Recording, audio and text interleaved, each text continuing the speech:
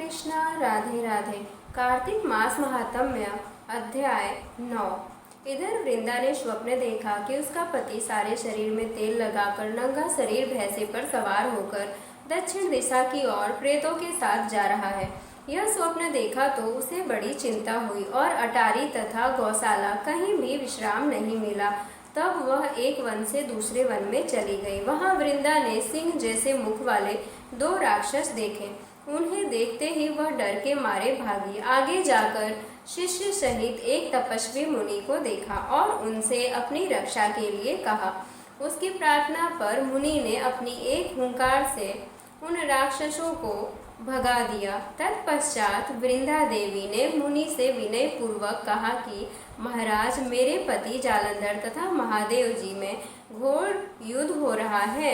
उसमें किसकी विजय होगी, कृपया करके मुझे बताइए, क्योंकि आप सर्वज्ञ हैं। यह सुनकर मुनि ने ऊपर को देखा।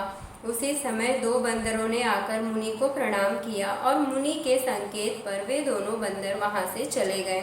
फिर थोड़ी देर बाद वे दोनों आकाश की ओर से आए और उन्होंने वहां जालंधर दैत्य का सिर और धड़ लेकर फेंक दिया। वृंदा देवी अपने पति के मृत शरीर को देखकर बहुत दुखी हुई और रोने लगी। तत्पश्चात मूर्छित होकर पृथ्वी पर गिर पड़ी। मुनि ने अपने कमंडलू से उस पर जल छिड़का तो उसे होश आया। तब वह पुनः विलाप करती हुई मुनि से बोली कि महाराज, जिसने देव, गंधर्व और भगवान विष्णु सहित तीनों लोकों को जीत लिया, वह बाबा शिव के हाथ से कैसे मारा गया? हे मुने, आप बड़े सामर्थ्यवान हैं। किसी प्रकार मेरे पति को फिर से जीवित कर दीजिए। तब मुनि कहने लगे कि भगवान शिव जी के हाथ से मरे हुए को भला कौन जीवित कर सकता है, परंतु फिर भी तुम पर कृपा करके हम इसको जीवित कर देते हैं।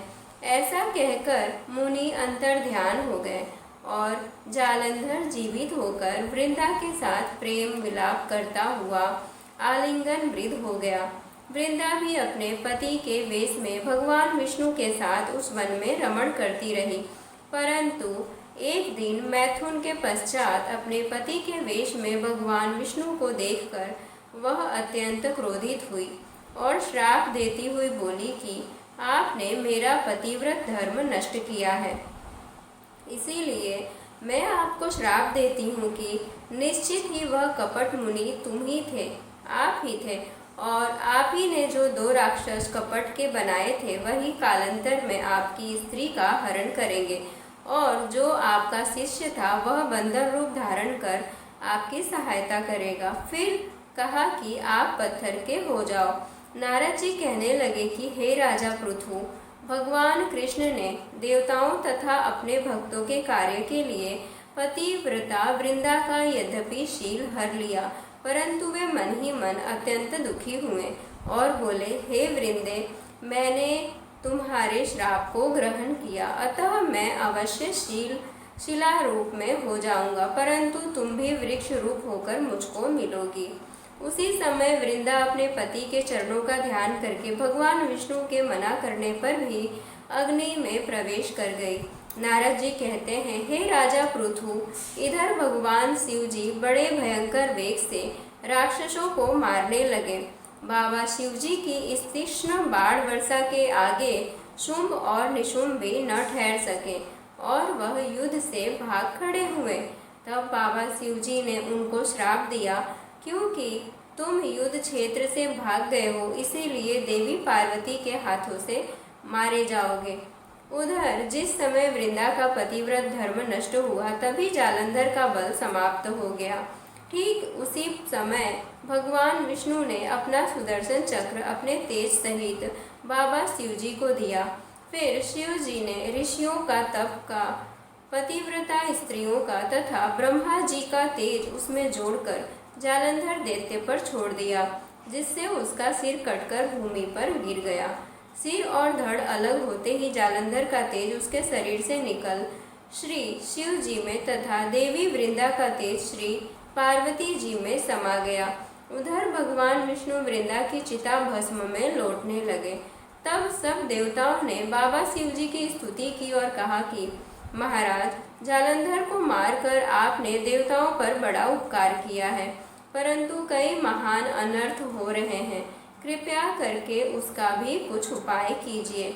भगवान विष्णु वृंदा के पतिव्रत धर्म से मोहित होकर लगातार उसकी चिता भस्म पर लौट रहे हैं और किसी प्रकार का विश्राम नहीं कर रहे हैं।